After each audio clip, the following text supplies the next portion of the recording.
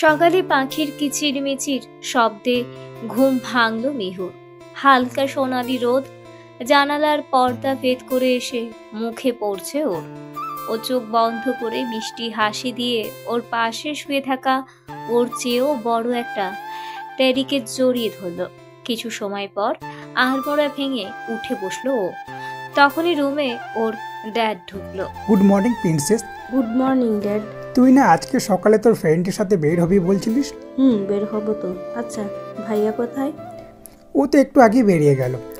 ওহ ওকে। কখন বের হবি? এই তো ফ্রেশ হব, শাওয়ার নেব, রেডি হব, দেন বের হব। তার আগে আরও একটা কাজ করতে হবে তোকে। প্লিজ ড্যাড, এখন আবার ব্রেকফাস্ট করার কথা বলো না। তুমি জানো আমি ব্রেকফাস্ট করতে পারি না। আমার কেমন জানি বমি বমি পায় ব্রেকফাস্ট করতে গেলে। কিন্তু তারপরেও একেবারে খালি পেটে তো যাওয়া যাবে না প্রিন্সেস। Dad please.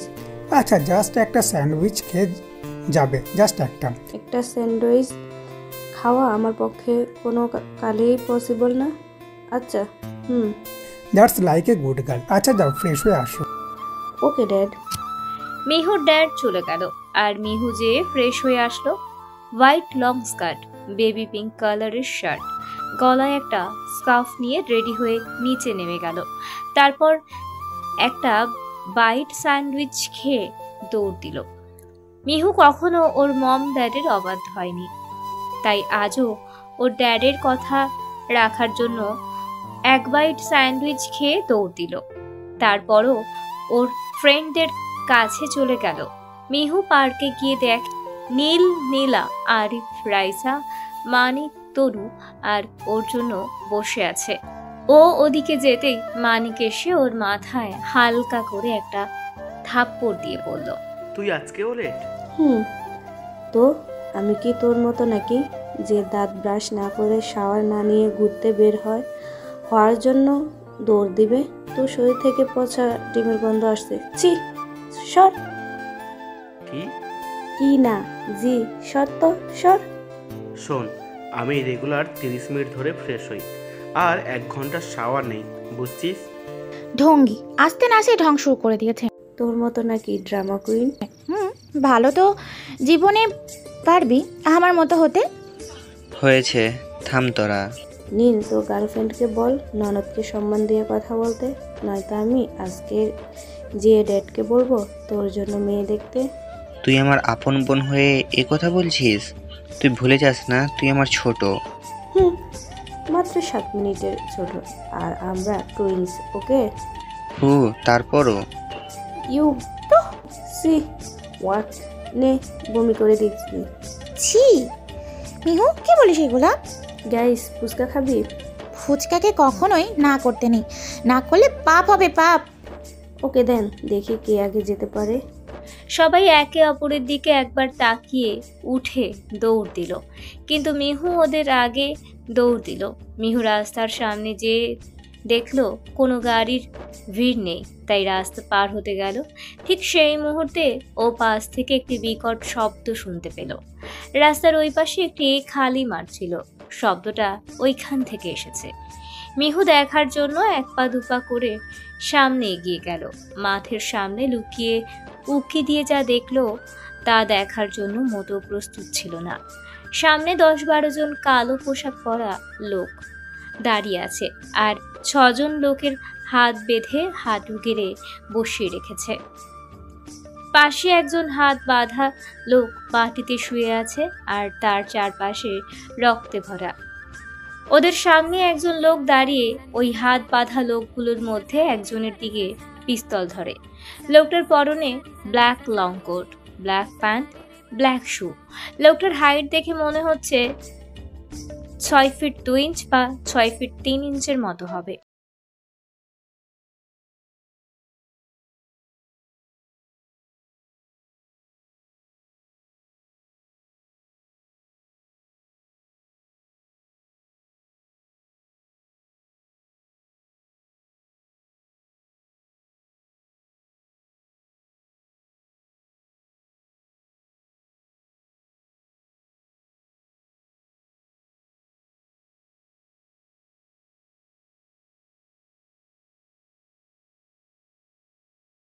ফিরে যায়।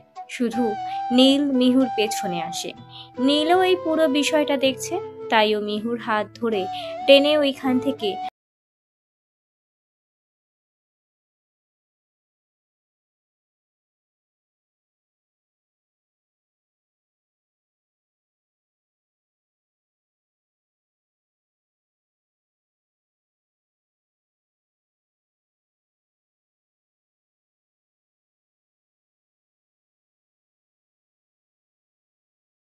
সাথে সাথে ভাইয়াকে শক্ত করে জড়িয়ে ধরলাম আর কান্না করতে লাগলাম।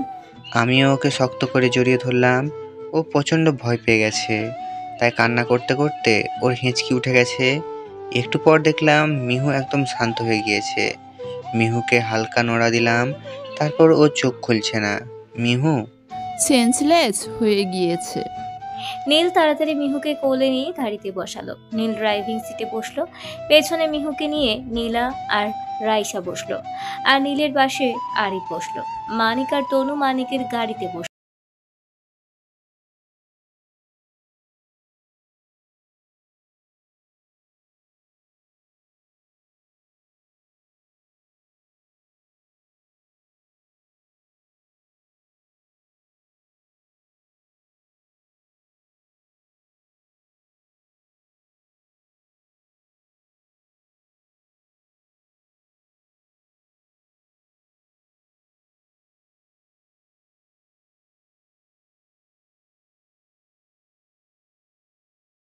দেখে ভীষণ শক পেয়েছে, যার কারণে ও বিষয়টাকে সহজভাবে নিতে না পেরে সেন্সলেস হয়ে গিয়েছে।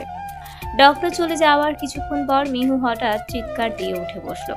নীল তাড়াতাড়ি যেয়ে মিহুকে শক্ত করে জড়িয়ে ধরলো।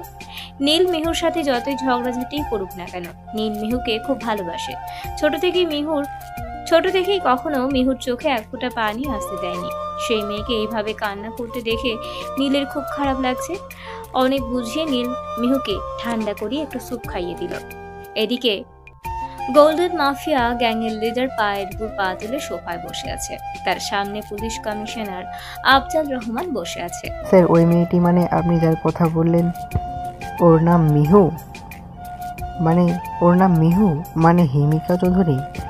ও এই শহরের নামকরা শিল্পপতি জাহিদ চৌধুরীর মেয়ে? আমি আজকে ব্ল্যাক সেরো গ্যাংয়ের 7জন শ্যুট করে দিয়েছি। ওই মেয়েটি সেটা দেখে নিয়েছে। স্যার, তাহলে কি ওকে চিরতরে সরিয়ে ফেলবো? না, যা করার আমি করব।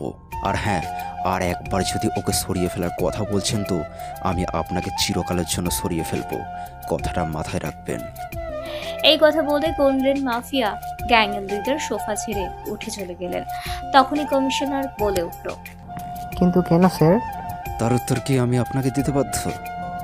না স্যার।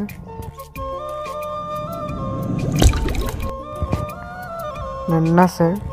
নেক্সট টাইম আমাকে কোয়েশ্চেন করার আগে 10 বার ভাববেন, নয়তো আপনার জন্য ভালো হবে না। আন্ডারস্ট্যান্ড? জি স্যার। রয়্যাল গোল্ডেন মাফিয়া গ্যাংয়ের লিডার চলে গেলেন। এদিকে মিহু তো ভয়ে অবস্থা খারাপ, ও এখনো শকড হয়ে আছে। আমি কখনো ভাবতেও পারিনি যে ওই লোকটাকে আমার আবার দেখতে হবে, যার কাছ থেকে 2 বছর আগে জাপান থেকে পালিয়ে বাংলাদেশে এসেছিলাম। সেই লোকটাও বাংলাদেশে এসেছে। এখন কি করব আমি? না, আমি ওই মাফিয়ার সাথে কখনো ফেরত যাব না, কখনো না। আমি মিহুর রুমে ঢুকে দেখি মিহু বেডের এক কোণায় গুটিসুটি মেরে বসে কি যেন ভাবছে। আমি জানি মিহু তুই কি ভাবছিস। আমি ওর কাছে যেয়ে ওর কাঁধে হাত রাখলাম। মিহু, ভাইয়া, আমি ওই লোকটার সাথে যাব না। ওই লোকটা আমাকে দেখে ফেলেছে। যে কোনো সময় ওই মাফিয়া আমাকে নিতে আসবে ভাইয়া। আমি যাব না। 2 বছর আগে যার কাছ থেকে এত কষ্টে পালিয়ে এসেছিলাম, আবার তার কাছে আমি যেতে পারবো না। ওই জায়গাটা একটা নরক, আর ওই মাফিয়া একটা নরপিচাস না হলে এভাবে কোনো মানুষকে এত সহজে খুন করতে পারে না। তুই টেনশন করিস না, কেউ তোকে এখান থেকে নিয়ে যাবে না, তুই এখানেই থাকবি। কিন্তু ও যে আমাকে দেখে ফেলেছে। কিচ্ছু হবে না, আমি দেখছি। নীল চলে গেল। মিহু ঠিক আগের মতোই আবারও গুটিসুটি মেরে বসে পড়ল। কেন? সেই রয়্যাল গোল্ডেন মাফিয়া গ্যাংয়ের লিডার মেঘ চৌধুরী আবার আমার লাইফে আসলো। এদিকে মেঘ নিজের রুমে থাই গ্লাসে এক হাত রেখে আরেক হাতে ওয়াইনের গ্লাস নিয়ে দাঁড়িয়ে আছে। চোখ দুটো লাল হয়ে আছে। আজকে সে 2 বছর পর মিহুকে দেখেছে, যাকে সে ভালোবাসে তাকে দেখেছে। মিহু আগেও যেমন ওকে দেখলে ভয় পেত, এখনো ভয় পায়। সেটা আজকেও মিহুর চোখ দেখে বুঝেছে। মেঘ ভাবছে কেন মিহু ওকে একটু বোঝার চেষ্টা করে না, কেন সবসময় পালিয়ে পালিয়ে বেড়ায় ওর কাছ থেকে। ও শুধু একজন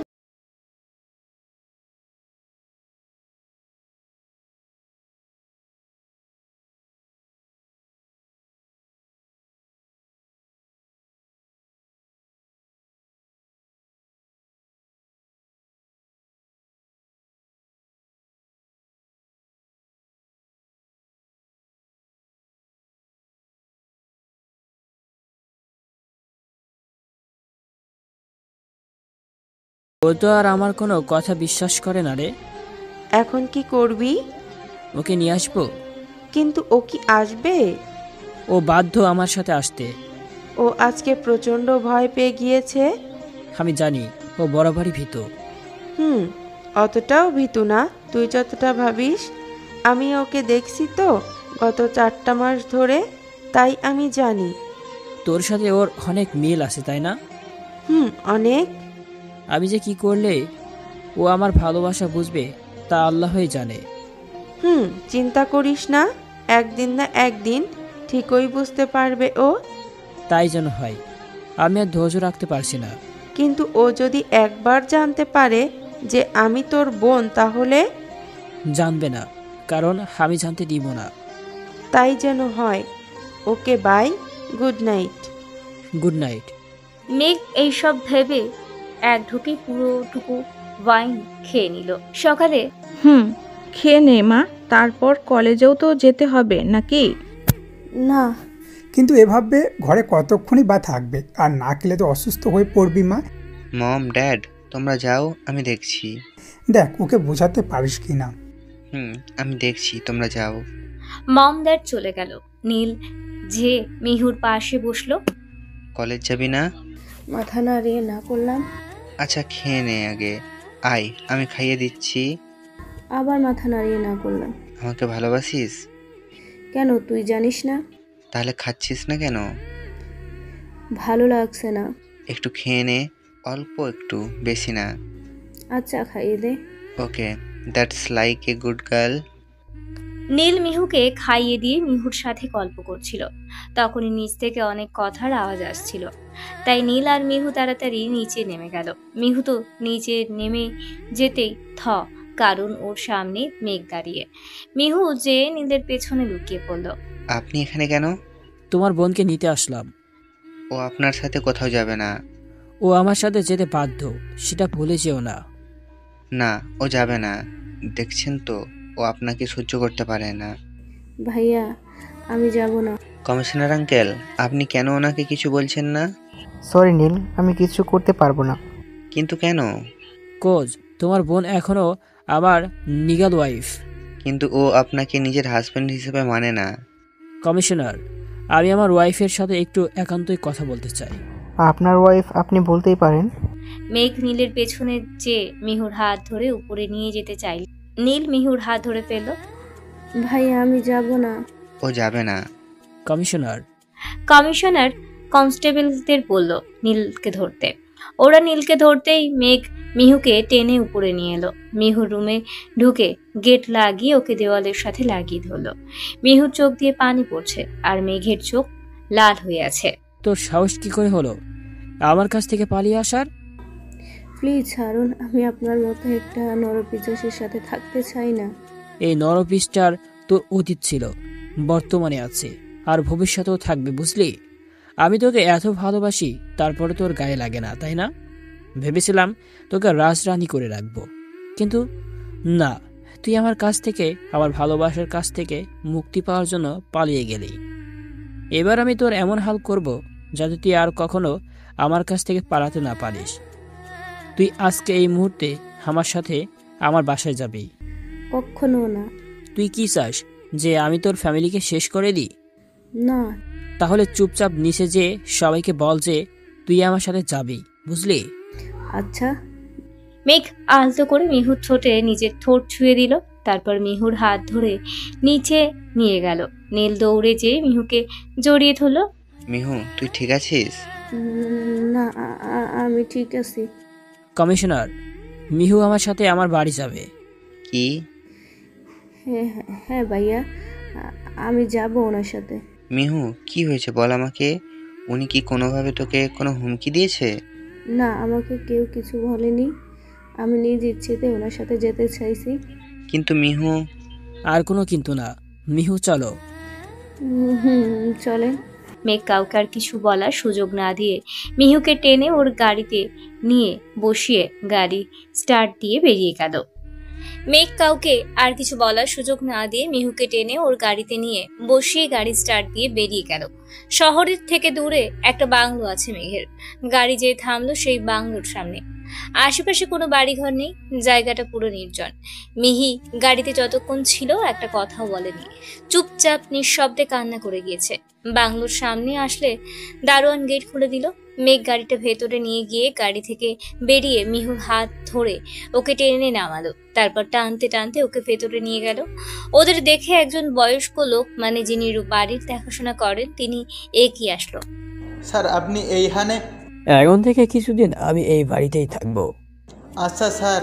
স্যার, এই মাইয়াডা কেডা? ও ও আমার বউ, মানে তোমার ম্যাডাম। আমি আপনাকে আমার হাজব্যান্ড হিসেবে মানি না। আমি তো মানি যে তুমি আমার ওয়াইফ, আর তোমার উপর আমার সম্পূর্ণ অধিকার আছে। রহিম চাচা, আপনি চলে যান, আজকে আপনার ছুটি। আচ্ছা স্যার। রহিম চাচা চলে গেল। মেঘ মিহুর হাত ধরে হিড় হিড় করে টেনে ওকে উপরের একটা রুমে নিয়ে গেল, তারপর ধাক্কা দিয়ে ওকে বেডে ফেলে দিল। মেঘ গেট লক করে এসে বেডে মিহুর পাশে বসলো। মিহু মেঘের থেকে দূরে যে গুটিসুটি মেরে বসলো, তা দেখে মেঘের মেজাজ গেল চরম ভাবে খারাপ হয়ে। মেঘ মিহুকে টান দিয়ে এক ঝটকায় নিজের কাছে নিয়ে আসলো।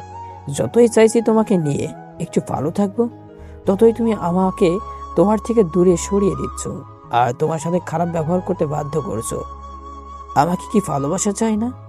কেন তুমি আমাকে ভালোবাসো না? না, যায় না। আপনার মতো একটা নরপিশাচকে কখনো ভালোবাসা যায় না। আপনার প্রতিটা স্পর্শে আমার গা ঘিন ঘিন করে, তাই প্লিজ আমাকে ছেড়ে দিন। তোর গা ঘিন ঘিন করে, তাই না? আমার প্রতিটা স্পর্শে? এইবার তো তোর পুরো শরীর আমার স্পর্শ পাবি, তখন দেখবো এই গা ঘিন ঘিন কিভাবে করে তোর। একদম না, আপনি আমার কাছেও আসবেন না। ছাড়ুন, ছাড়ুন বলছি। মিহু মেঘকে ধাক্কেও সরাতে পারছে না। মেঘ মিহুকে ধাক্কা দিয়ে বেডে শুয়ে দিয়ে ওর ঠোঁট আর গলায় উথাল পাথাল ভাবে চুমু খেতে লাগলো। মিহু চিৎকার করছে আর বারবার মেঘকে সরানোর জন্য সমানে ধাক্কাচ্ছে, কিন্তু মেঘ সেদিকে খেয়াল না করে ওর কাজ করছে। এমন সময় মিহু বলে উঠল, আপনি যদি এরকম করতে থাকেন তাহলে আমি নিজেকে শেষ করে দেব। মিহুর কথা শুনে মেঘ রক্তচক্ষু নিয়ে মিহুর দিকে তাকিয়ে উঠে গেল। মিহু এখনো কান্না করছে। আলমারিতে কিছু ড্রেস আছে, সেগুলো নিয়ে যেয়ে ফ্রেশ হয়ে আসো। মিহু কোনো কথার উত্তর না দিয়ে ঘাপটি মেরে বসে আছে, তাই দেখে এবার মেঘ ওকে ধমক দিল। কি হলো, যাও। মেঘের ধমক খেয়ে মিহু জামা কাপড় না নিয়েই দৌড়ে ওয়াশরুমে ঢুকে গেল। মেঘের চোখ লাল হয়ে আছে। ও মিহুকে ভালোবাসে, তাই মিহুর কোনো ক্ষতি চায় না। আর মিহু ভীতু হলেও যদি এরকম কিছু করে ফেলে তাহলে তো ওর শেষ হয়ে যাবে। তাই ও মিহুকে ছেড়ে দিয়ে ব্যালকনিতে চলে গেল। এদিকে মিহু ওয়াশরুমে ঢুকে ঝর্ণা ছেড়ে দিয়ে সমানে কান্না করছে আর ভাবছে, আজকে যদি ওকে ওর ফ্যামিলিকে শেষ করার কথা না বলতো মেঘ, তাহলেও জীবনেও এই নরকে পা রাখতো না। এখানে ও কি করে থাকবে? ও মেঘকে মেনে নিত, কিন্তু মেঘ যেভাবে অকারণে মানুষকে খুন করে তাতে ও মেঘকে মেনে নিতে পারবে না, কখনো পারবে না। টানা 1 ঘন্টা যাবৎ মিহু ওয়াশরুমে পানিতে ভিজছে। মেঘ দেখলো মিহু এখনো বের হয়নি, তাই মেঘ গেটে নক করলো। মিহুর কোনো সাড়া শব্দ না পেয়ে মেঘ এবার চিল্লিয়ে উঠলো। মিহু ভয় পেয়ে তাড়াতাড়ি গেট খুলে বেরিয়ে এলো। মেঘ মিহুর দিকে তাকিয়ে দেখলো চোখ মুখ লাল হয়ে ফুলে আছে। মিহু যে এতক্ষণ কান্না করছিল তা মেঘ বুঝতে পারছে। মেঘ খেয়াল করলো মিহু জামা কাপড় চেঞ্জ না করে ভেজা কাপড়েই বেরিয়ে এসেছে। মেঘ যে আলমারি থেকে জামা কাপড় আর টাওয়াল নিয়ে এলো। জামা কাপড় বেডে রেখে নিজের টাওয়াল দিয়ে মিহুর মাথা মুছে দিল, তারপর জামা কাপড় ধরিয়ে দিল চেঞ্জ করে আসার জন্য। মিহু ওয়াশরুমে যেয়ে চেঞ্জ করে এলো। এই 2 বছরে অনেক কষ্ট দিয়েছ আমায়, এবার তার শোধ আমি নিব তোমায় কষ্ট দিয়ে। মিহু, যাও রাতের খাওয়ার জন্য রান্না করো। কি? আমি রান্না? ইম্পসিবল। আর তাছাড়া আমি রান্না পারি না। এত কিছু আমি শুনতে চাইনি, রান্না করতে বলেছি, করবে ব্যাস। পারবো না। আমার লোকেরা তোমার ফ্যামিলির উপর সবসময় নজর রাখছে। তুমি কি চাও তোমার প্রাণপ্রিয় ভাই যে এখন তোমাকে হন্য হয়ে খুঁজতে, তার কোনো ক্ষতি করে দেই আমি? আপনি আসলে একটা নরপিশাচ যে নাকি কোনো মানুষের প্রাণ নেওয়াটা খেলা খেলি মনে করে। সে আর যাই হোক পারুক না কেন, কখনো কাউকে ভালোবাসতে পারে না। তার কোনো ক্ষতি করে দিই আমি জানি আমি নরপিস। এখন তুমি বলো, রান্না করতে যাবে নাকি নিজের ভাইয়ের মৃতদেহ দেখবে? রান্না করব। That's like a good girl. যাও কিচেনে যেয়ে ছটপট কিছু বানিয়ে নিয়ে আসো। মিহু রাগে ফুঁসতে ফুঁসতে কিচেনে চলে আসলাম। কিচেনে ভাবতে লাগলাম কি রান্না করা যায়। ফ্রাইড রাইসটা মোটামুটি পারি রান্না করতে, ভাই একবার করেছিল তখন দেখেছিলাম, সেটাই করি তাহলে আর কি। ফ্রিজ থেকে সবজি নিয়ে আসলাম, ছুরি দিয়ে সবজি কাটছি আর ভাবছি এই নরপিচাসটার সাথে জাপানের সেই প্রথম দেখা। তৃতীয় অংশ।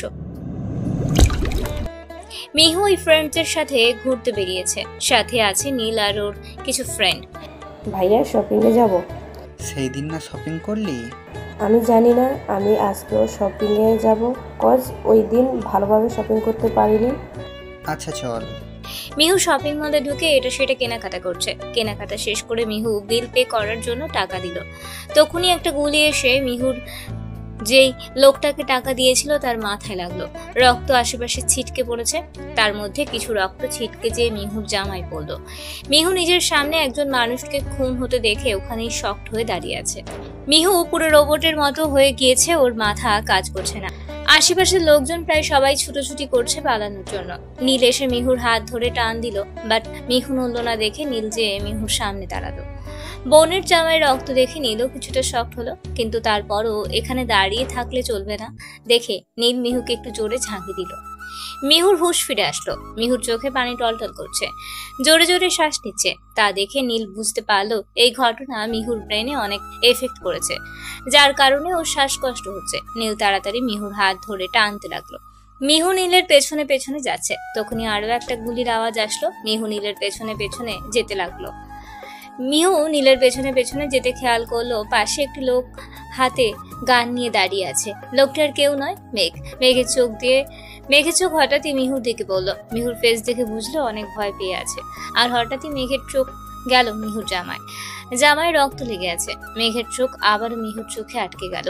তখনই মিহু শপিং মল থেকে বেরিয়ে গেল। নীল মিহুকে নিয়ে বাসায় চলে আসলো। মিহু এখন ঠিক আছিস? মিহু কোনো কথা না বলে চুপচাপ বসে আছে। মিহু। নীল মিহুকে পানি খাওয়ালো।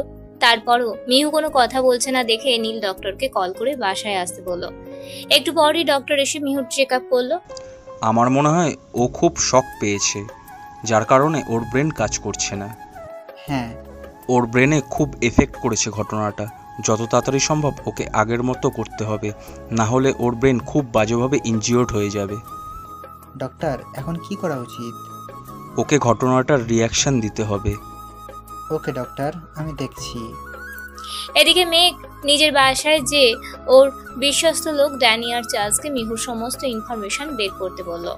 মেঘের চোখ মিহুর ফেসটা পুরো আটকে গেছে। চোখ বন্ধ করলে মিহুর ফেসটা ভেসে উঠছে বারংবার। আজ প্রায় 3 দিন পর মিহু স্বাভাবিক হয়ে উঠেছে, কিন্তু ওই ঘটনা ও এখনো ভুলতে পারেনি। মিহু, চল বাইরে থেকে ঘুরে আসি। না, আমি যাব না। আরে চল না প্লিজ। প্লিজ ভাইয়া, ভালো লাগছে না। থাক, তুই তোর মতো। তুই কি আর আমাকে ভাই মানিস নাকি? শুরু হয়ে গিয়েছে ইমোশনাল মেলোড্রামা। তুই আসলেই একটা শয়তান ছেলে। থাক, আর অ্যাক্টিং করতে হবে না, চল। চল চল। তারপর নীল আর মিহু বেরিয়ে গেল। প্রথমে কোথায় যাবি? রেস্টুরেন্ট। ওকে। মিহু আর নীল রেস্টুরেন্টে এসে বসলো। মিহু ওর পছন্দের কতগুলো আইটেম অর্ডার করলো। মিহুদের ঠিক সামনেই টেবিলেই বসেছিল মেঘ। মেঘ ড্যানির সাথে কথা বলছিল, তখনই ওর চোখ গেল সামনে টেবিলে বসে থাকা মিহুর দিকে।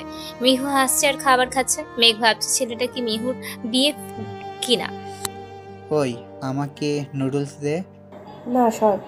তুই সব কিছু এক প্লেট করে অর্ডার করছিস, এত খাবার তো তুই একা খেতে পারবি না, তাই শেয়ার কর। নুডলস দে আমাকে। নুডলসটা আমি একাই খাবো, নজর দিবি না। একটু দে। আচ্ছা আমি খাইয়ে দেবো, কজ প্লেটটা একবার তোর হাতে গেলে তুই আর আমাকে দিবি না, আমি জানি। আচ্ছা আমার মা, তুই খাইয়ে দে। মিহু নীলকে নুডলস খাইয়ে দিল। এদিকে মেঘ এটা দেখে মেঘের চোখ থেকে তো মনে হচ্ছে আগুন বের হচ্ছে। মেঘ ভাবছে নীল আর মিহু গার্লফ্রেন্ড বয়ফ্রেন্ড। এই শয়তান, তুই আবার আমার প্লেটে নজর কেন দিচ্ছিস? তোর সামনে না কতগুলো খাবারের প্লেট রাখা আছে, ওগুলো খা। তোকে জ্বালাতে আমার খুব ভালো লাগে। বজ্জাত ফোলা। আবারও মিহুর প্লেটে হামলা করলাম। নীল। ও চেঁচামেচি করছিল দেখে ওর মুখে বার্গার ঢুকিয়ে দিলাম। নীল আর মিহু খাওয়া শেষ করে বিল পে করে রেস্টুরেন্ট থেকে বেরিয়ে গেল। মেঘ ওদের পিছু নিল। মিহু বলেছে ও এখন উইশিং রিভার দেখতে যাবে, তাই নীল মিহুকে নিয়ে ওখানে যেতে গেল। মিহু তো ওখানে যেই এক লাফ দিল। যাক, ওর মন থেকে সেদিনকার ঘটনাটা দূর করতে পারলাম। তোকে তো এভাবেই সবসময় হ্যাপি দেখতে চাই আমি।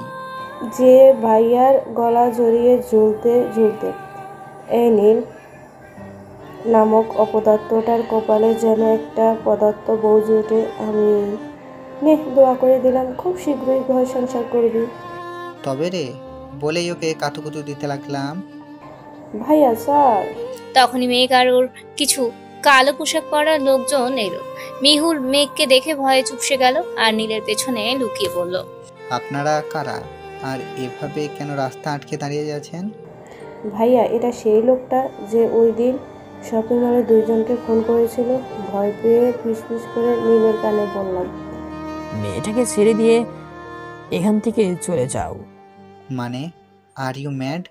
আমি ওকে ছেড়ে কোথাও যাচ্ছি না, গেলে ওকে নিয়েই যাব। আমার ভয় করছে। মেঘ ওর লোকেদের চোখ দিয়ে ইশারা করতেই ওরা যে নীলকে ধরে ফেললো। নীল ছোটার জন্য লাফালাফি করছে কিন্তু পারছে না। চারজনের সাথে একজন কি করেই বা পারবে? মিহু এদিকে থেকে সমানে চিৎকার করছে, ওকে ছেড়ে দিন। ওকে কেন ধরছেন? তুমি ওর সাথে ঘুরবে আর আমি সেটা দেখবো? তা তো হতে পারে না। মানে সেদিন শপিং মলে তোমাকে দেখে আমার চোখ আটকে গিয়েছিল। সেদিন তোমার ওই নেশা ধরা চোখ দুটোর প্রেমে পড়ে গিয়েছি আমি। এখন যে কোনো মূল্যেই আমার তোমাকে চাই। তোমাকে ছাড়া যে আমার নেশা হবে না। তোমাকে দেখার পর থেকে আমি এখন পর্যন্ত একটা কাজ ভালোভাবে করতে পারিনি। সবকিছুর জন্য তুমিই দায়ী। তাই আমার ক্ষতিপূরণ হিসাবে আমি তোমাকে চাই। তোমাকে সে একবার দেখাতেই ভালোবেসে ফেলেছি আমি। মেঘ মিহুর সামনে যেয়ে দাঁড়িয়ে মিহুর গালে এক আঙুল দিয়ে স্লাইড করে কথাগুলো বলল। মিহু কিছুক্ষণ অবাক চোখে তাকিয়ে থাকার পর হঠাৎই ওর হুঁশ ফিরলে ও দেখলো মেঘ একদম ওর অনেক কাছে এসে দাঁড়িয়ে আছে। সাথে সাথে মিহু এক ধাক্কা দিয়ে মেঘকে সরিয়ে দেয়। হঠাৎ এরকম পরিস্থিতির জন্য মেঘ মোটেও প্রস্তুত ছিল না, তাই ব্যালেন্স সামলাতে না পেরে পড়ে যেতে লাগলো। তখনই ডানি এসে মেঘকে ধরে ফেললো। মেঘ এই ধাক্কাটা খাওয়ায় খুব ইনসাল্ট ফিল করলো। নীলকে যারা ধরে রেখেছিল মেঘ তাদের চোখ দিয়ে ইশারা করলো। তারা নীলকে হাঁটু গেড়ে বসিয়ে দিল। নীলের মাথায় গান তাক করলো, ভাইয়া ভাইয়া প্লিজ আমার ভাইয়াকে ছেড়ে দিন। ও তোমার আপন ভাই? হ্যাঁ আমরা টুইন। ও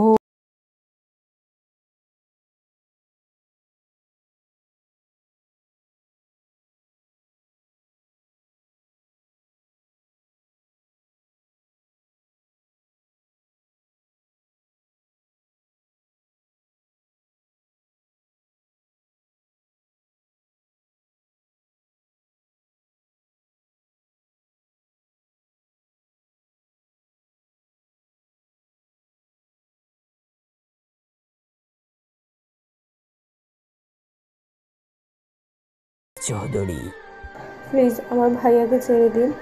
কিন্তু তার আগে যে একটা কাজ করতে হবে তোমাকে। বলুন কি কাজ? বিয়ে করতে হবে আমায়।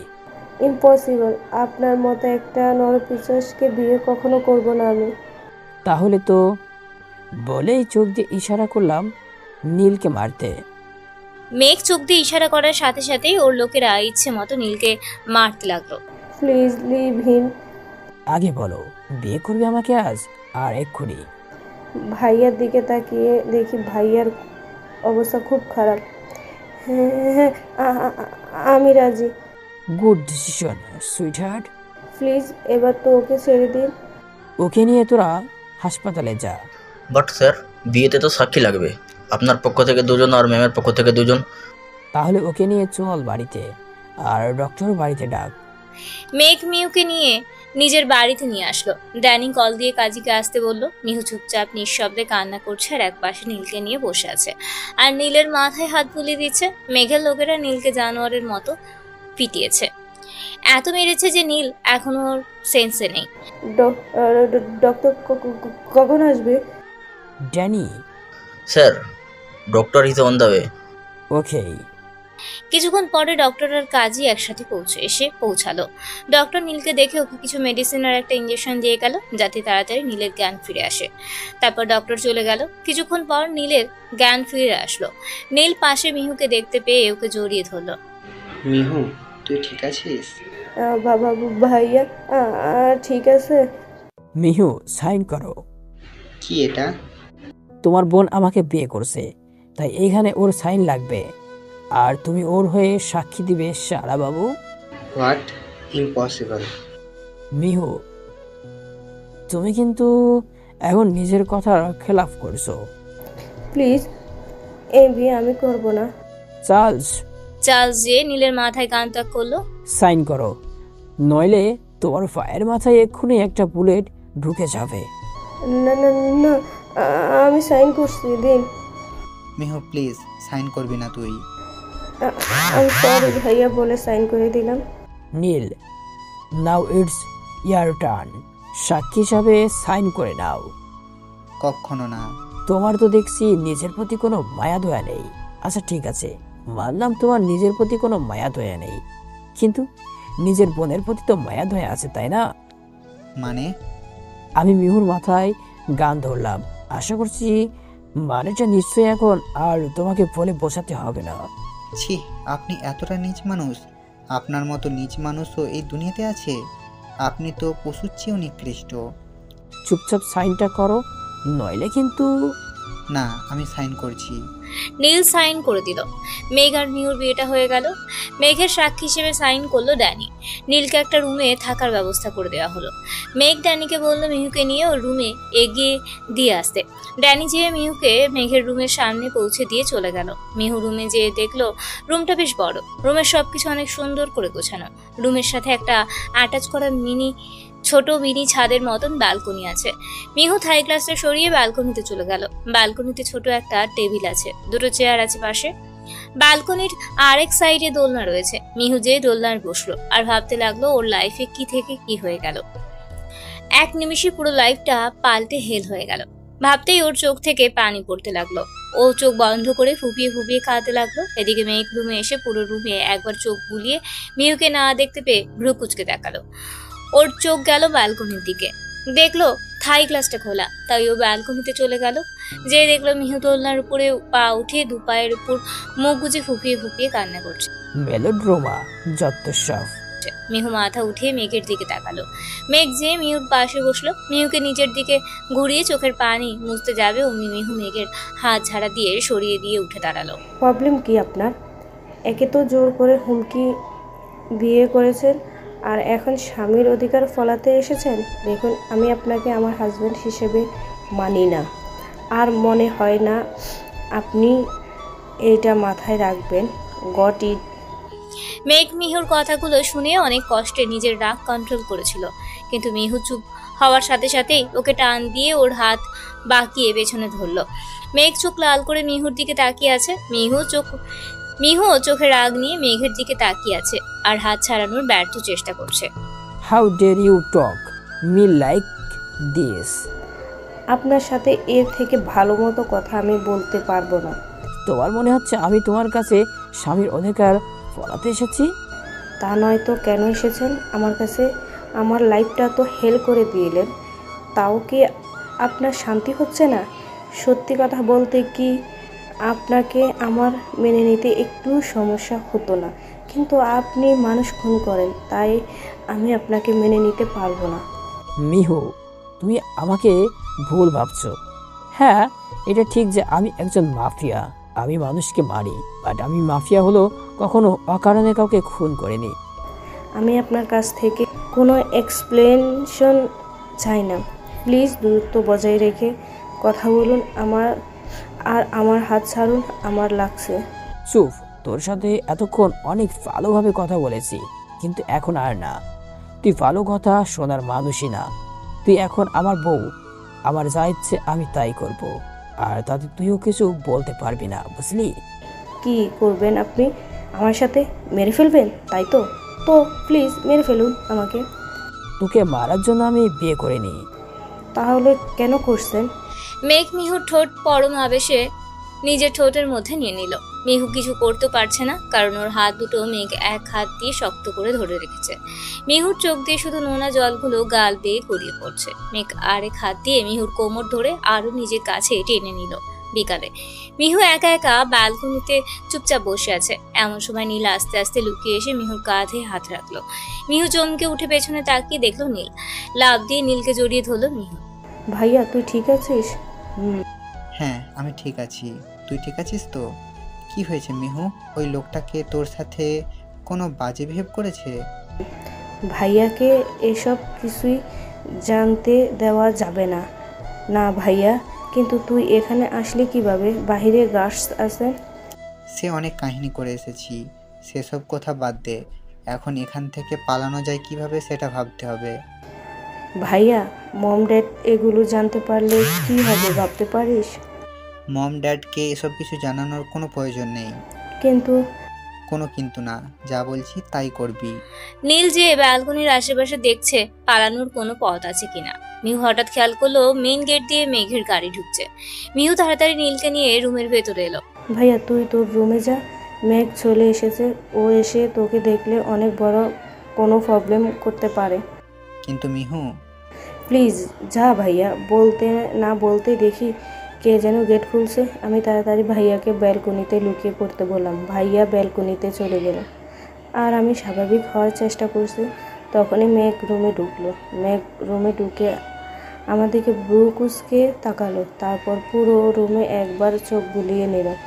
কি এসেছিল রুমে? কোথায়? কে? কেউ না তো। কি হলো? তুমি এই এসির মধ্যেও ঘামছো কেন? এমনি। কিছু লুকাচ্ছ? না না না না তো। নীল কোথায়? সাথে সাথে চোখ বড় বড় করে ওনার দিকে তাকালাম। মানে নীল কোথায়? আমি জানি না। বলো। বললাম তো জানি না। মেঘ ব্যালকনিতে চলে গেল। মিহু ভয়ে চুপসে গিয়েছে। মেঘ ব্যালকনিতে দেখে কেউ নেই, তাই আবার রুমে চলে আসলো। আসলে নীল যখন ব্যালকনিতে লুকিয়েছিল তখন খেয়াল করলো পাশের ব্যালকনিতে খুব ইজিলি যাওয়া যাবে, তাই নীল তাড়াতাড়ি পাশের ব্যালকনিতে যে রুমে ঢুকে গেল আর নিজের রুমে চলে গেল। মিহু তো কিছুটা চমকে গিয়েছে মেঘকে এভাবে শান্ত হয়ে রুমে আসতে দেখে। মিহু তো এখন নীলকে নিয়ে আরো বেশি টেনশন করছে। মেঘ রুমে এসে মিহুর দিকে ভ্রু কুচকে তাকালো। কি হলো? কি দেখছো এভাবে? না আর কিছু না। তো কিছু যখন হয়নি তখন রুমের মাঝখানে দাঁড়িয়ে আছো কেন? ও সরি। মিহু সরে যেয়ে সোফায় যেয়ে বসলো। মেঘ জামা কাপড় নিয়ে ওয়াশরুমে চলে গেল চেঞ্জ করে রুমে এসে দেখলো মিহু সোফাতে হেলান দিয়ে ঘুমিয়ে গেছে। মেঘ যে মিহুকে কোলে নিয়ে বেডে শুয়ে দিয়ে গায়ের কম্বল টেনে দিল। মিহু গুটি মেরে শুয়ে পড়লো আর ঘুমের মধ্যে মেঘের হাত ধরে টান দিল। মেঘ উঠতে যেও উঠতে পারলো না। দেখলো মিহু ওর হাত ধরে আছে। ঘুমের মধ্যে ওর চেহারাটা দেখতে অনেক মায়াবী লাগছে, মনে হচ্ছে কোনো একটা বাচ্চা মেয়ে শুয়ে আছে। ঘুমের মধ্যে মিহু ঠোঁট উল্টিয়ে ফেললো তা দেখে মেঘ মুচকি হেসে দিল। আবার মিহু ঘুমের মধ্যে মুচকি মুচকি হাসছে। মেঘের হাসির রেখাটা এটা দেখে আরেকটু বড় হলো। তারপর মিহুর পাশে এসে ওর কপালে একটা ভালোবাসার পরশ সেঁকে দিল। অমনি মিহুর হাসির রেখাটাও একটু বড় হলো। মেঘ মিহুর হাত আস্তে করে ছাড়িয়ে উঠে ব্যালকনিতে চলে গেল। কারণ মেঘ জানে ও যদি মিহুর পাশে শুয়ে পড়ে তাহলে মিহু সকালে ঘুম থেকে উঠে অনেক রিয়াক্ট করবে। মেঘ ব্যালকনিতে যেয়ে ছোট সোফাটাতে বসে এক হাত মাথার উপরে দিয়ে বসে রইল কিছুক্ষণ। তারপর ফোন বের করে টিপতে লাগলো। রাত 10:30। একটা সার্ভেন্ট এসে মেঘের রুমে নক করলো। মেঘ যে গেট খুলে ভ্রু কুচকে সার্ভেন্টের দিকে তাকালো। স্যার ডিনার রেডি, ডিনার করবেন না? নিচে যাও, আমরা আসছি। আর হ্যাঁ, পাশের রুম থেকে নীলকে ডেকে বলো যে আমি নিচে আসতে বলেছি। Okay sir. সার্ভেন্ট যে নীলকে নিচে আসতে বলে। নীল প্রথমে নিচে যেতে না করলেও পরে ভাবে মিহু তো যাবে, তাই নিচে নেমে আসে। এদিকে মিহু ঘুমাচ্ছে বলে মেঘ মিহুকে ডাকতে পারছে না, তাই মেঘ একাই নিচে চলে যায় আর ভাবে ডিনার শেষ করে আসার সময় মিহুর জন্য ডিনার নিয়ে রুমে নিয়ে আসবে। ততক্ষণও ঘুমিয়ে থাকুক। মেঘ নিচে নেমে আসে ডিনার করার জন্য। মেঘ নিচে নেমে দেখে নীল ডাইনিং টেবিলে চুপচাপ বসে আছে। মেঘ যে টেবিলে বসলো। মিহু কোথায়? ও ঘুমাচ্ছে, তাই আর ডাকিনি। তুমি খেয়ে নাও, আমি পরে রুমে খাবার নিয়ে গিয়ে ওকে খাওয়াই দিব।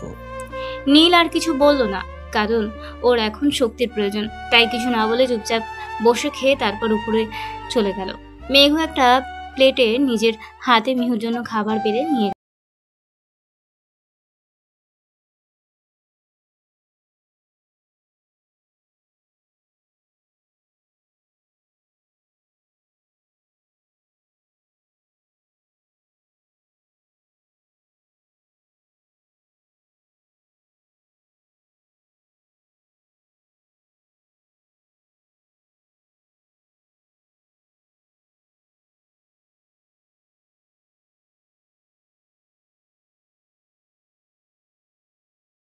ঘুমতে চলে গেল। সকালে মিহু ঘুম থেকে উঠে দেখে ও বেডে শুয়ে আছে, কিন্তু ও তো সোফায় ঘুমিয়ে পড়েছিল। তাহলে বেডে আসলো কি করে? এসব ভাবতেই ওর চোখ গেল ব্যালকনিতে। দেখলো মেঘ ওখানে সোফায় বসে ঘুমাচ্ছে। মিহু আর কিছু না ভেবে যে ফ্রেশ হয়ে আসলো। তখন মেঘ একইভাবে ঘুমাচ্ছিল, তাই মিহু রুম থেকে বেরিয়ে নীলের রুমে গেল। নীল মিহুকে দেখে তাড়াতাড়ি মিহুর কাছে গেল। মিহু, পালানোর রাস্তা পেয়ে গেছি। কিভাবে? তুই মেঘকে যে বলবি যে তোর কোনো জামা কাপড় এখানে নেই, তাই তুই কিছু জামা কাপড় কেনার জন্য শপিংয়ে যাবি, আমাকেও সাথে নিয়ে যাবি এটা বলবি। তারপর? বাকিটা আমার উপর ছেড়ে দে। আর আজ এমনিতেও আমাদের বাংলাদেশে ফেরার কথা ছিল। টিকিট, পাসপোর্ট, ভিসা সব তো রেডি আছে। আমরা আজকেই বাংলাদেশে চলে যাব। কিন্তু ফ্লাইটের টিকিটে, পাসপোর্ট, ভিসা সব তো বাসায়। তুই চিন্তা করিস না।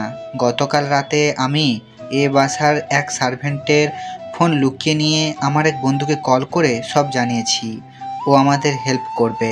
পাসপোর্ট, ভিসা, ফ্লাইটের টিকিট সব ও নিয়ে এসে এয়ারপোর্টে আমাদের জন্য ওয়েট করবে। আচ্ছা, বলে আমি মেঘের রুমে চলে গেলাম। যে দেখি উনি ওয়াশরুম থেকে বের হচ্ছে। কোথায় ছিলে? নীলের রুমে গিয়েছিলাম। ও, কিছু কি বলবে? হ্যাঁ, মানে আসলে আমি... কি হলো বলো? না মানে আসলে বলেছিলাম কি আমার তো এখানে কোনো জামা কাপড় নেই, তাই আর কি আমি একটু শপিং এ যেতে চাইছিলাম আর কি। ও, এই কথা বলতে এতক্ষণ? তোমার শপিং এ যাওয়া লাগবে তাই তো? তুমি একটু ওয়েট করো, আমি রেডি হয়ে আসছি। আচ্ছা। মেঘ রেডি হয়ে নিচে আসলো। মিহু আর মেঘ নিচে নেমে গেল। নীল অলরেডি ডাইনিং এর টেবিলে বসেছিল মিহুর অপেক্ষায়। মেঘ আর মিহু যে টেবিলে বসলো ব্রেকফাস্ট করার জন্য। মিহু, তোরা কি কোথাও বের হচ্ছিস? একটু শপিং এ যাব। ও। মিহু যখনই নীলকে বলতে যাবে যে তুই আমাদের সাথে চল, তার আগেই মেঘ বলে উঠলো, নীল তুমি আমাদের সাথে চলো, তোমারও তো কোনো জামা কাপড় এইখানে দেই। যা চেয়েছিলাম তাই ইচ্ছে। যাক বাবা, আমার কিছু বলা লাগবে না। মিহু, মেঘ আর নীল ব্রেকফাস্ট করে শপিং মলে চলে আসলো। শপিং মলে ঢোকার সাথে সাথেই শপিং এর মলের ম্যানেজার মেঘের সামনে এসে দাঁড়ালো। মেঘ স্যার, আপনি আমার এখানে। Meet my beautiful wife and my brother in law. Hello ma'am. Hello sir. ওরা যা যা পছন্দ করবে সব যেন খুব ভালো হয়, আর হ্যাঁ, কোনো ভুল যেন না হয়। স্যার আপনি নিশ্চিন্তে থাকুন, আমি নিজে ওনাদের সব জিনিস দেখাচ্ছি। মিহু। আমি পাশের কফি শপে আছি, প্রয়োজন হলে ডাক দিও। আচ্ছা। মেঘ চলে গেল। মিহু আর নীল দোকানে ঢুকে গেল। শপিং মলের বাইরে মেঘের গার্ডরা দাঁড়িয়ে আছে। শপিং মলের ভেতরেও গার্ডরা ঘোরাঘুরি করছে। ম্যানেজার মিহু আর নীলকে জামা কাপড় দেখাচ্ছে। নীল ম্যানেজারকে একটু পাস করে মিহুর কাছে গেল। এখান থেকে একটা বোরখা নিয়ে ট্রায়াল রুমে যেয়ে পরে নে, আর হিজাব আর নিকাবটা দিয়ে ভালোভাবে ফেস ঢেকে নিস। তারপর এখান থেকে সোজা শপিং মলের বাইরে চলে যাবি। আমি আর রনি গাড়িতে তোর জন্য ওয়েট করব, ওকে? ওকে, কিন্তু তুই বের হবি কিভাবে? আমার চিন্তা করিস না, আমি বের হয়ে যেতে পারবো। সাবধানে। মিহু ট্রায়াল রুমে যেয়ে ভালোভাবে তৈরি হয়ে বের হলো। নীলের মধ্যে গার্ডদের চোখ এড়িয়ে বেরিয়ে গেল। মিহু আশেপাশে ভালোভাবে না তাকিয়ে নিচের দিকে তাকিয়ে তাড়াতাড়ি হাঁটছিল। তখনই সামনে কারোর সাথে ধাক্কা খেলো। মিহু মাথা উঁচু করে তাকিয়ে দেখলো ওর সামনে মেঘ দাঁড়িয়ে। মিহু তো ভয়ে পুরো চুপসে গেল, কিন্তু মেঘ মিহুকে অবাক করে দিয়ে সরি বলে চলে গেল। মিহু যেন হাঁপ ছেড়ে বাঁচল। আসলে মিহু নিকাব দিয়ে পুরো ফেস এমনভাবে ঢেকে রেখেছিল যে মেঘ মিহুকে দেখে চিনতে পারেনি। মিহু তাড়াতাড়ি শপিং মল থেকে বেরিয়ে গেল। বাইরে বের হতেই ওর সামনে একটা গাড়ি এসে দাঁড়ায়। নীল গাড়ির গেট খুলে মিহুকে তাড়াতাড়ি উঠতে বলে।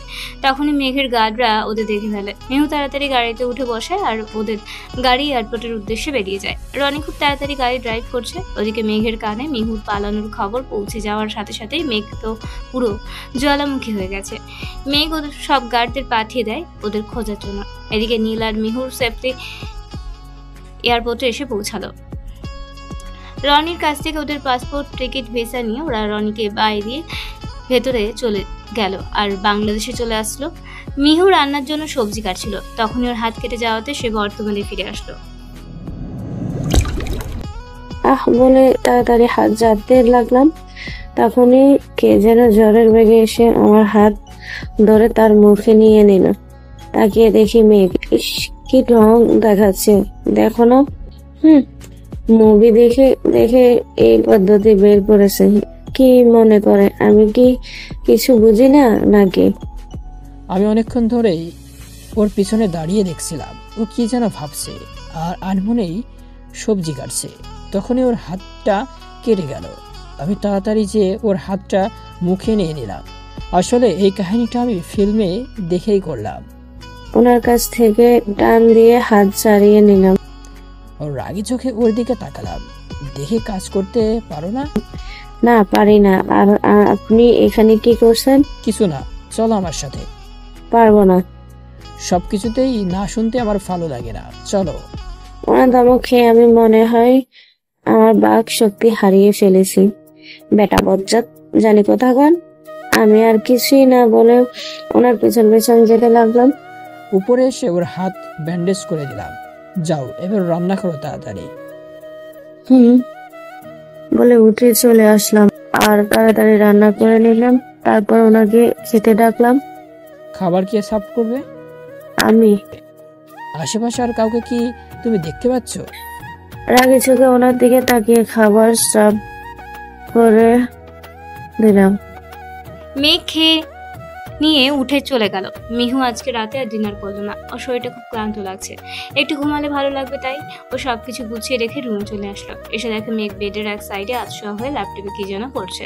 মিহু যে এক পাশে গুটিসুটি মেরে শুয়ে পড়লো। মেঘকে দেখে কিছু বললো না, কারণ মিহু ওকে নিজেকে শেষ করে দেওয়ার হুমকি দিয়েছে। তাই সকালে মিহুর ঘুম ভেঙে যায়। ও উঠে দেখে ওর পাশে কেউ নেই। মিহু উঠে ফ্রেশ হয়ে নিচে গিয়ে যা দেখে আর যা শুনে তার জন্য মোটেও প্রস্তুত ছিল না। মিহু নিচে গিয়ে দেখে যে নীলা আর মেঘ কথা বলছে। ভাইয়া, তুই কি কাজটা ঠিক করলি? ভুল কিছু করেছি বলে তো আমার মনে হয় না। ভাইয়া, আমি তো ছোট বোন, তুই আমাকেও এই ব্যাপারে জানানোর প্রয়োজন মনে করলি না? দেখো, মিহুকে আমি ভালোবাসি, কিন্তু ও যেটা বোঝে না, আর আমি ওকে ছাড়া থাকতে পারবো না। এই 2টা বছর আমার কি অবস্থা হয়েছিল তা কি তুই দেখিসনি? ভাই, তাই বলে তুই ওকে এইভাবে ছেড় দিয়ে নিয়ে আসবি? এছাড়া আর কোনো উপায় ছিল না। নীল তো মিহুকে পুরো পাগলের মতো খুঁজেছে। ওকে সামলানো কষ্টসাধ্য হয়ে উঠেছে। ওকে সামলানোর জন্য তুই আসিস। তুই যে ওকে বোঝা, দেখবি ও ঠান্ডা হয়ে যাবে। এটা মিহুর ব্যাপার ভাইয়া। নীল এত ইজিলি মানবে না আর ঠান্ডাও হবে না। আরে বাদ দে, তাহলে ওকে আমি দেখে নিব নে। মিহু কোথায়? উপরে ঘুমাচ্ছে। ও যদি জানে আমি তোর বোন আর আমিও তোকে হেল্প করেছি ওকে খুঁজে বের করতে, তাহলে আমাকে সারা জীবনের মতো ভুল বুঝবে, আমার সাথে ফ্রেন্ডশিপ ভেঙে দিবে। আর নীল, ও আমার থেকে অনেক দূরে চলে যাবে ভাইয়া। আমি তো কথা শুনে পুরো সপ্তম আকাশ থেকে পড়লাম। মনে হলো নীলা মেঘের বোন, নীলাই মেঘের সাথে মিলে আমাকে খুঁজে মেঘের কাছে পাঠিয়ে দিয়েছে। আমি যেন নিজের কানকে বিশ্বাস করতে পারছি না। আমি পুরো স্তব্ধ হয়ে গিয়েছি। আমার বেস্ট ফ্রেন্ড আমার সাথে এটা কিভাবে করতে পারলো?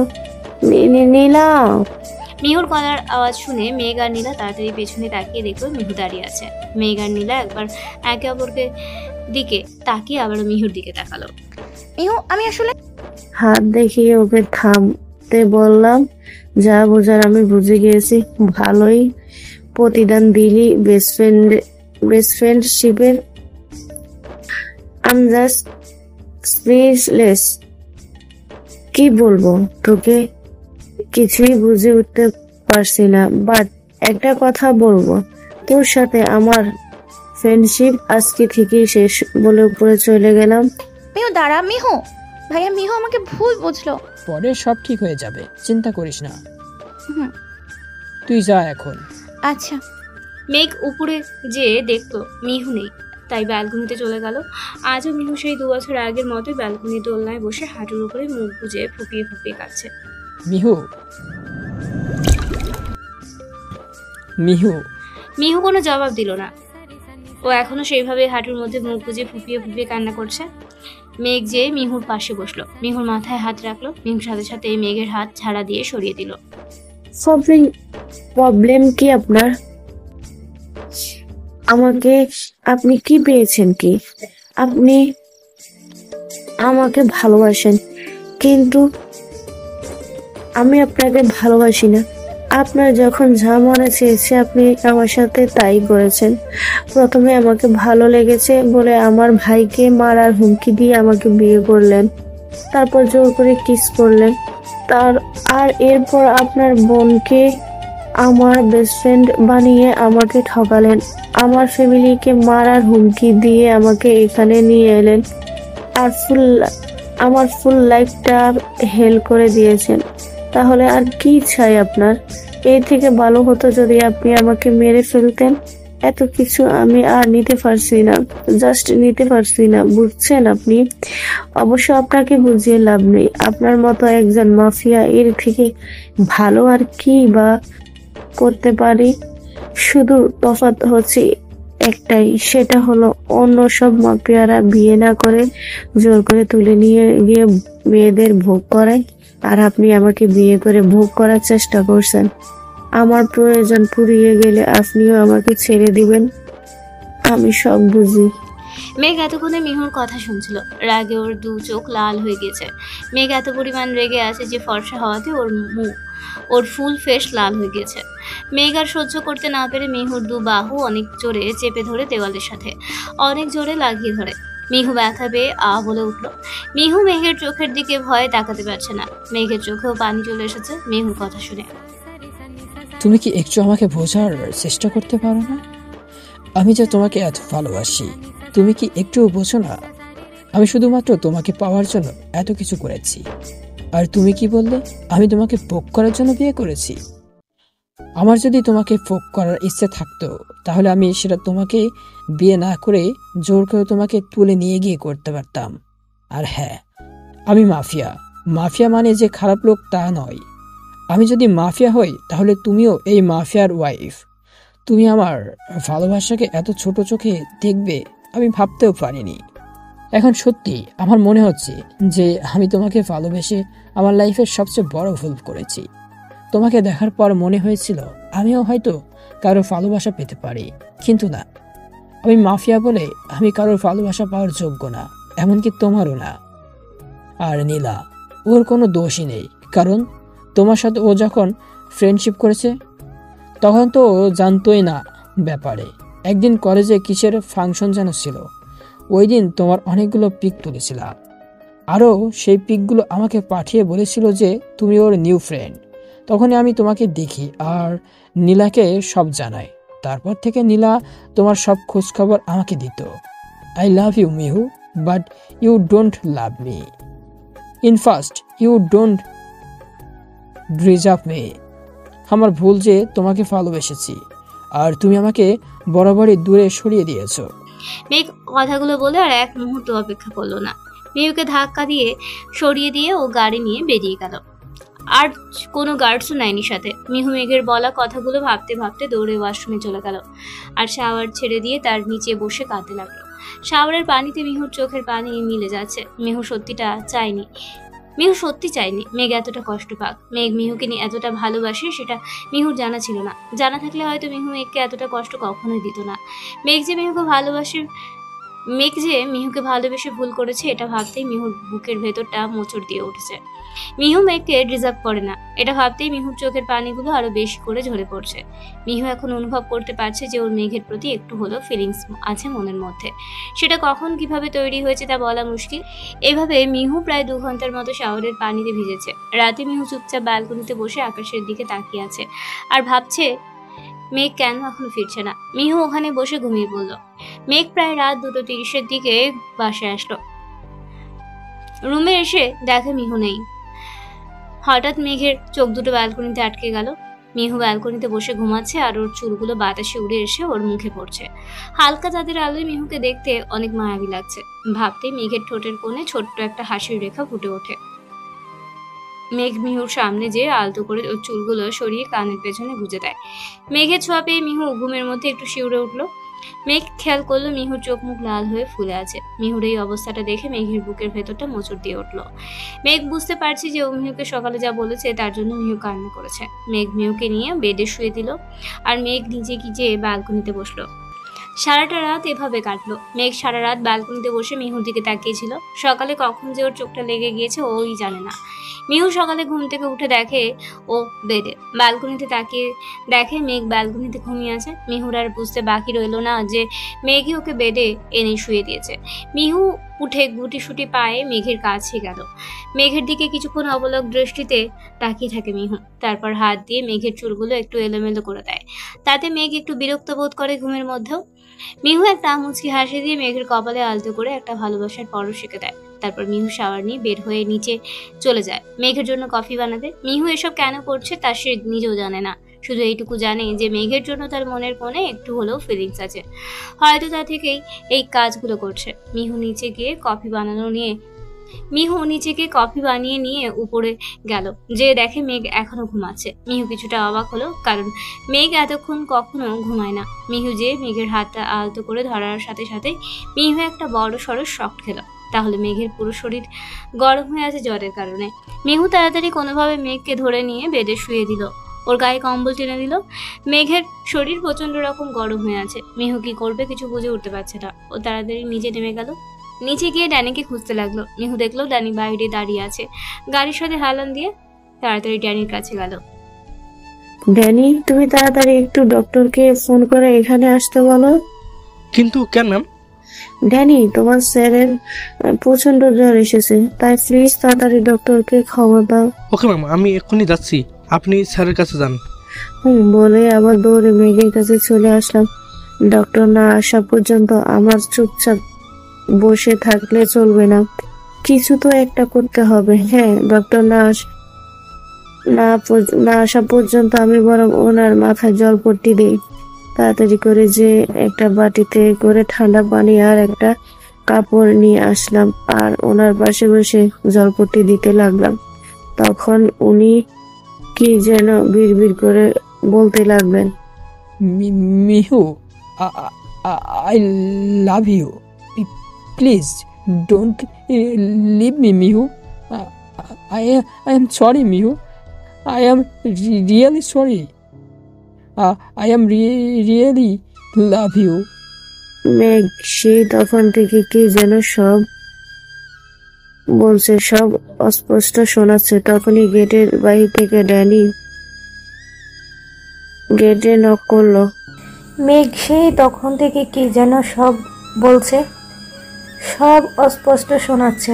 তখনই গেটের বাহির থেকে ড্যানি গেটে নক করলো। আমি তাড়াতাড়ি যেয়ে গেট খুলে দিলাম। ডক্টর, ওনাকে একটু দেখুন প্লিজ। ম্যাম, আপনি হাইপার হবেন না, আমি দেখছি। ডক্টর মেয়েকে দেখলো, তারপর বলল, সারাদিন অতিরিক্ত টেনশন করেছে হয়তো, যার কারণে ওনার মাথা ব্যথা ছিল, আর ঠান্ডায় বসে থাকার কারণে জ্বর এসছে। টেনশন করবেন না, আমি মেডিসিন লিখে দিচ্ছি, ওনাকে সময় মতো খাইয়ে দিবেন, আর এখন ওনাকে হালকা কিছু খাইয়ে দিন। ওকে ডক্টর। ড্যানি, তুমি একটু মেডিসিনগুলো নিয়ে এসো এক্ষুনি, আর ডাক্তারকে একটু এগিয়ে দাও। Okay ma'am. ড্যানি চলে গেল। আমি নিচে যে ওনার জন্য হালকা গরম স্যুপ নিয়ে উপরে গেলাম, তারপর ওনাকে অনেক কষ্টে খাইয়ে দিলাম। ড্যানি এসে মেডিসিন দিয়ে গেল, আমি ওনাকে মেডিসিনগুলো খাইয়ে দিলাম। নিজেকে কেন জানি না খুব অপরাধী লাগছে। গতকাল ওনাকে ওভাবে কথাগুলো বলা উচিত হয়নি আমার, কিন্তু আমি বা কী করব। মাথায় এত পরিমাণ রাগ উঠে গিয়েছিল যে নিজেকে কন্ট্রোল করতে পারিনি। হঠাৎ নিচ থেকে কারো চেঁচামেচির আওয়াজ পেলাম, তাই দেখার জন্য আমি নিচে নেমে গেলাম। দেখি ভাইয়া এসেছে। গতকাল নীলা আমাকে এই অ্যাড্রেসটা দিয়ে বলেছিল যে মিহু এখানে আছে, কিন্তু আমি যখন ওকে জিজ্ঞেস করলাম যে ও কি করে জানলো, তখন ও কোনো কথা না বলে শুধু একটা মুচকি হাসি দিয়ে চলে গিয়েছিল। আমিও আর কিছু জিজ্ঞেস করিনি ওকে। মিহুকে দেখা মাত্রই ওকে জড়িয়ে ধরলাম। মিহু, তুই ঠিক আছিস তো? দেখ, তোর কিছু হবে না, আমি তো চলে এসেছি। এখন এই মাফিয়া আর তোকে আটকে রাখতে পারবে না। চল, আমি এখনই তোকে নিয়ে যাব। দাঁড়া ভাইয়া, আমি যাব না। মিহু, তুই কি বলছিস সব? তুই কেন যাবি না? আমি ঠিকই বলছি ভাইয়া, আমি যাব না। আমি জানি মিহু, ওই মাফিয়া তোকে নিশ্চিত কোনো থ্রেড দিয়ে আটকে রেখেছে, তাই না?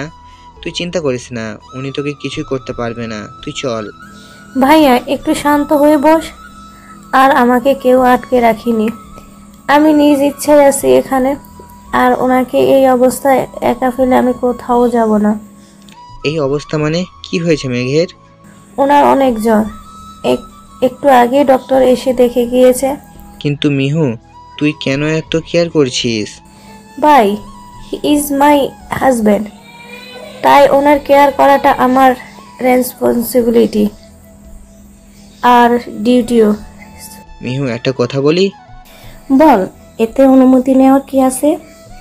না, তাও বাই এনি চান্স তুই কি মেঘকে ভালোবেসে ফেলেছিস? জানি না, শুধু এটুকুই জানি যে ওনার জন্য আমার মনে হয় একটু হলেও জায়গা আছে, একটু হলেও ফিলিংস আছে। কিন্তু এটার নাম ভালোবাসা দেওয়া যায় কি না তা আমি জানি না, সত্যিই জানি না। কিন্তু উনি যদি তোর কোনো ক্ষতি করে? ভাই, আমি এতদিনে এটুকুই বুঝছি যে উনি আমাকে পাগলের মতো ভালোবাসে, তাই উনি আর যাই করুক না কেন আমার কোনো ক্ষতি করবে না। আমি কিন্তু এই বাড়িতে ওনার সাথে একা থাকি, তাও উনি এখন পর্যন্ত আমার সাথে কোনো খারাপ বিহেভ করেনি। উনি আমাকে সব সময় বোঝার ট্রাই করে, বাট আমি কখনো ওনাকে বোঝার ট্রাই করিনি। তাই ভাবছি এখন থেকে বোঝার ট্রাই করব মুচকি হাসি দিয়ে। বাহ, আমার বোনটা তো দেখছি অনেক বড় হয়ে গিয়েছে। আমি বরাবরই বড়। ওকে, আমি হাইটে বড় হওয়ার কথা বলিনি। তুই বলিসনি বলে তো আমি বললাম। এত হাইট হয়েও কি লাভ হয়েছে? তুই তো আমার আর মেঘের বুকের নিচেই পড়ে থাকিস। আমি 5 ফুট 6 ইঞ্চি। ওকে, আর মেয়েদের জন্য এটা পারফেক্ট। আমি আর মেঘ সমান সমান, তার মানে 6 ফুট 2 ইঞ্চি। ওই, তুই কি এখানে হাইট নিয়ে গবেষণা করতে আসছিস? না। তাহলে? তোকে মিস করছিলাম তাই আসছি। আমিও তোকে অনেক মিস করছি। By the way, mom dad? ওনারা এখনো কিছু জানে না, ওনারা এখনো রাজশাহীতে আছে। ও, কিন্তু কি বলবি ওনাদের? Don't worry মেহুনা। নীলা যদি শুনে যে তুই শাহরুখ খানের ডায়লগ দিছিস, তাহলে তোর সব মাথায় সব চুল ছিঁড়ে ফেলবে। ভাইয়া, তোকে একটা কথা বলা ছিল। তো বল। নীলা মেঘের ছোট বোন। মিহুর কথা শুনে আমি মনে হয় আকাশ থেকে পড়লাম। কি বললি? ঠিকই বলছি। আমি গতকাল সকালে জানতে পেরেছি ভাইয়া ওর কোনো দোষ নেই, তাই ওকে কিছু বলিস না। তাহলে আজ আসি। আর আমাকে ফোন দিস। ওকে। আমি হন করে বেরিয়ে গেলাম।